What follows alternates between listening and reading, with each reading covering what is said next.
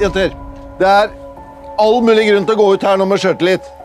Det dere har prestert så langt i sesongen, den treningsuka vi har bak oss nå, det skal de få kjenne på. Plager de i alle mulige situasjoner. Så de går tørre. Vi skal bare løpe. Kom igjen nå da! Vi ser om hjemmelaget fortsetter sin ferd mot Eliteserien. Det brenner jo alt da. Det så jævla typisk. Så jævla dårlig skyting altså! Nei, for faen, jenter! Nå må vi våkne!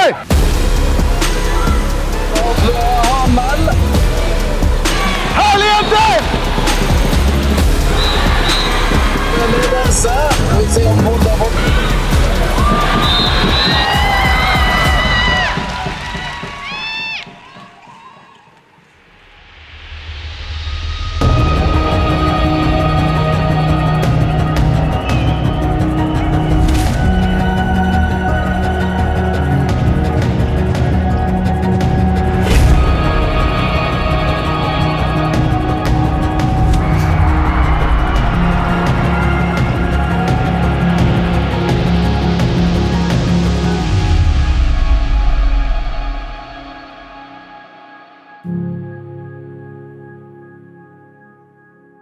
Den kampen så var det jo et resultat som kanskje ikke var helt representativt. Altså, det kunne begynne med mye mer.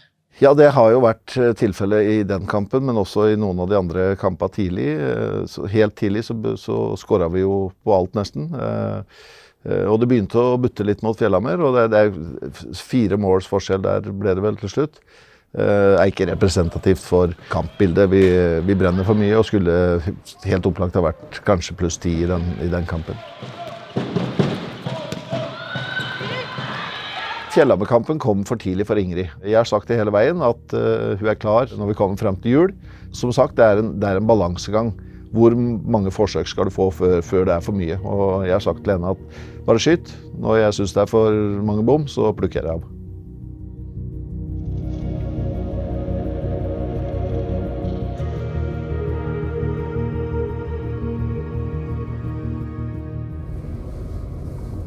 Det var noe helt normalt. Vi skulle spille mot Charlottenlund, der vi spilt mot mange ganger før. Så var det litt ut i første omgang, fikk jeg ballen og skulle kontre opp i ganske stor fart. Også når jeg på en måte trakket nedi med venstre foten, så kjenner jeg bare at det blir utrolig vondt. Og så på en måte dette sammen, og så tenker jeg bare med en gang at det må være korsbånd. Det ble helt sånn svart, og så følte jeg at jeg på en måte så for meg at det røyk.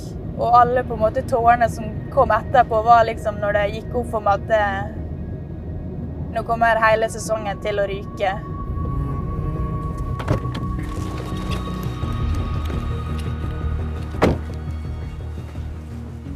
Du behøver ikke at afslutte de første 3 gange, når du kommer ind.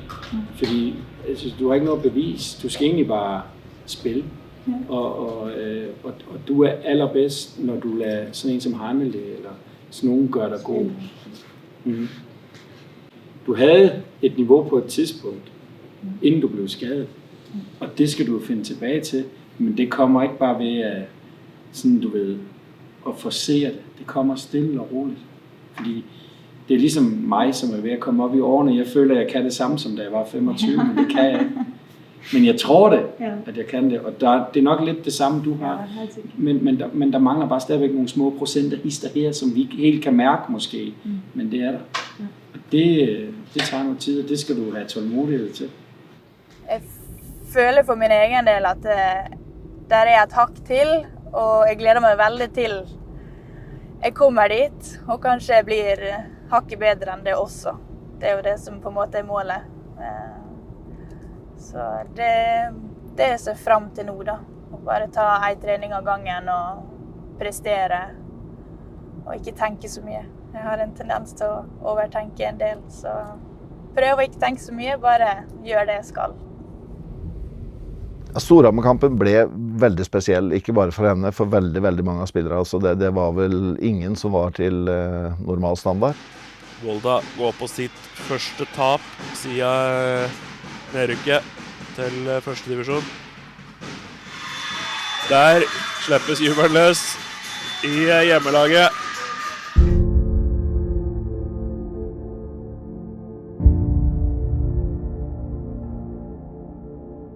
Helt konkret i den kampen så var det spillere som hadde ned i 15-20% uttelling. Da har jeg bare en forventning om at når jeg kommer på trening på mandag da, så er jeg dønn innstilt på å rette opp det. Så enda litt skarpere på det. Kontra. Ja, 6 styk, 6 frivillige tager vest på. Vi kører, 3 forsvar. Hallo, 3 forsvar.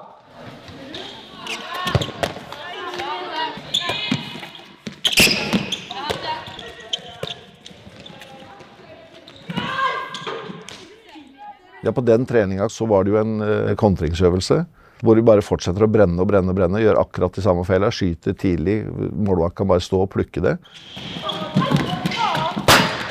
Så er det ikke alltid at jeg tar i bruk de mest milde pedagogiske midlene, jeg skal ærlig innrømme det.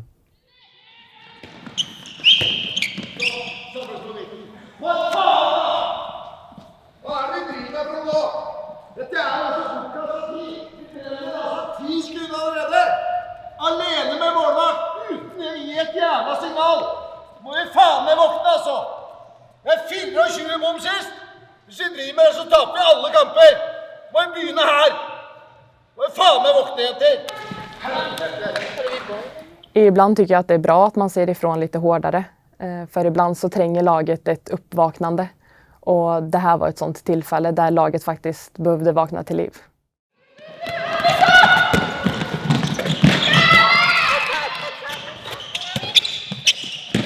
Hold trykket breit her nå.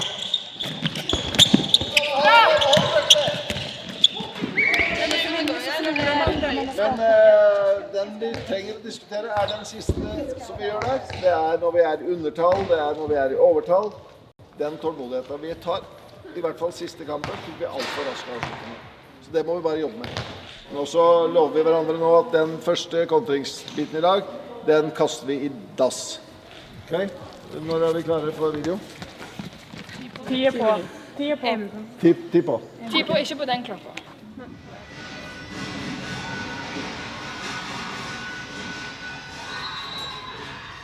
Ja, men jenter, det her den, altså, nå skal vi kalle ting, nå skal vi gjøre ditt og gjøre datt. Det blir bare forvirring. Altså, vi må lese spillet. For det er det samme vi trenger da, for faen ikke si at det kommer en juggebevegelse hvis midtbekken går til venstre og vender den passningen, da må jo alle skjønne at det kommer en jugge. Hvis vi lever i den matchen så ser vi at nei, nå har det ikke gått 2 ganger på rappen. Da må vi jo bare få den ut breit. Det å leve i kampen er for meg det å være mentalt forberedt. Hva er det som møter meg nå? Hvem står foran meg? Hva kan jeg gjøre i forhold til å vinne min duell? Er det her godt nok i forhold til den målsettingen vi har? Ja eller nei? Er det nei, så må gruppa håndtere det. Og der har Hannele tatt steg. Så hun er definitivt der nå. Når hun ikke er fornøyd, ikke fornøyd med seg selv, eller ikke fornøyd med laget, så er det rett på. For jeg venter på at du kommer i fart der, mens du står og roper spill ballen. Ja, men jeg kan ikke høre hva du har lyst til. Altså, det blir, jeg kan ikke spille ballen på din kommando. Då tänker jag att du ser det. För att om jag tar fart och drar med mig den spelaren som du faktiskt har fått på dig, så får vi inget övertag. Och då hade jag kunnat värdera, okej, hon är ute på mig, då kan jag bara släppa vidare till högerback. Men eftersom det tar så lång tid och jag ser att du går på, då blir det att jag avvaktar istället. Jag kan ändå se att hon står mycket uppe i banan så att det kan vara lite riskigt för Margit att lägga den på jorden. Ibland kan det ju bli lite temperatur i diskussionerna, men det är ingenting jag ser som något negativt. Om man är 2 spelare med forskjellige åsikter så kan det komma något väldigt gott i slutändan. Men för att det ska ske så måste man diskutera det. Når det er uenighet og gnistninger, det er da vi får utvikling. Hvis alle står og stryker hverandre på ryggen og sier oi, oi, oi, så synd. Det er det aller verste jeg ser i prestasjonsgruppe. Spørsmål? eller kommentarer? Hvis ikke så vi ferdig for dagen.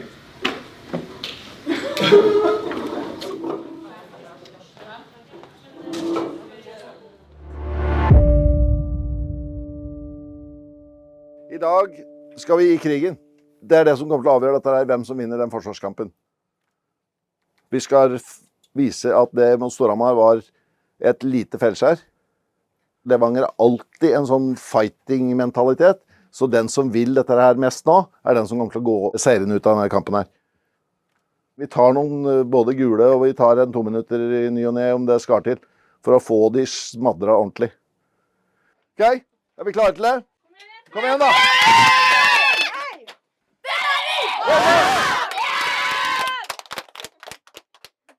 Levangerkampen kom tett på 2 opplevelser som vi har hatt da, altså hvis du tenker både Storhamar og Fjellhamar der, at jeg følte ikke at vi var der som gruppe som vi skulle være. Så viser det seg at jeg tok feil på det.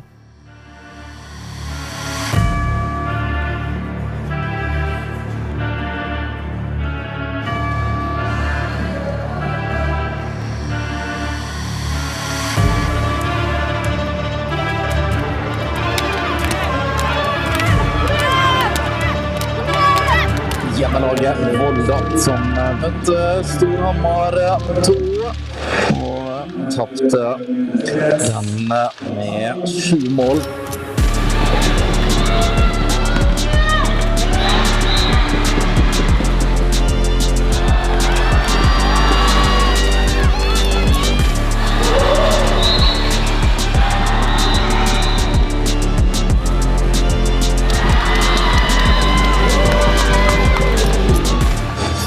Så 19-12 til hjemmelaget.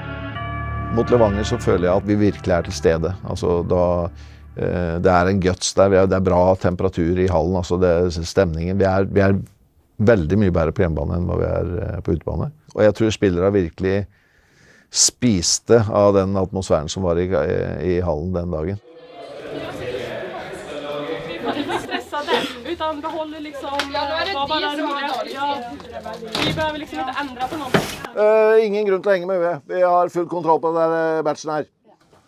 Og kampmålet vårt 24, maks 24 bakover. Og det skal vi altså ikke opp på.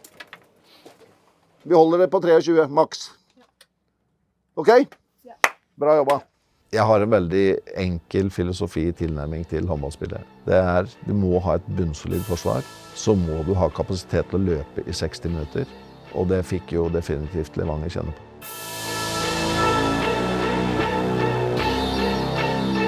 «30 minutter! Hele veien nå! Kom igjen!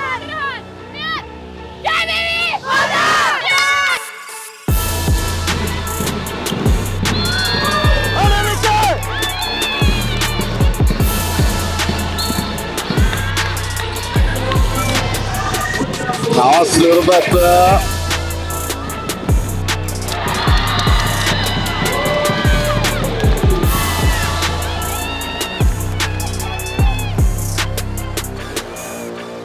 Ja, der sitter Mendy for Rie. Han grei!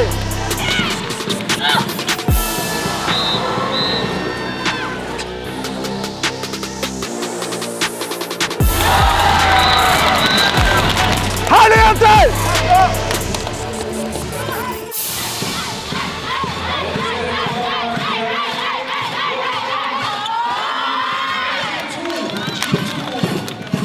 Herlig jobba, jenter. Veldig bra, veldig bra.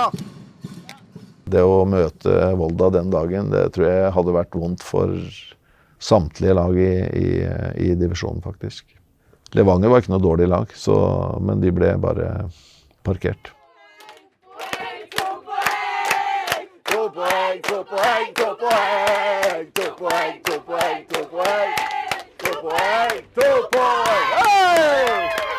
Levangerkampen var viktig av flere årsaker. Altså det å komme på riktig spor igjen og få den følelsen av å vinne med 10. Selv om vi burde ha vunnet med mye mer, også i den kampen, så det å få det momentum at ja, vi 10 mål bedre. Altså, da det klasseforskjell når det 10 mål.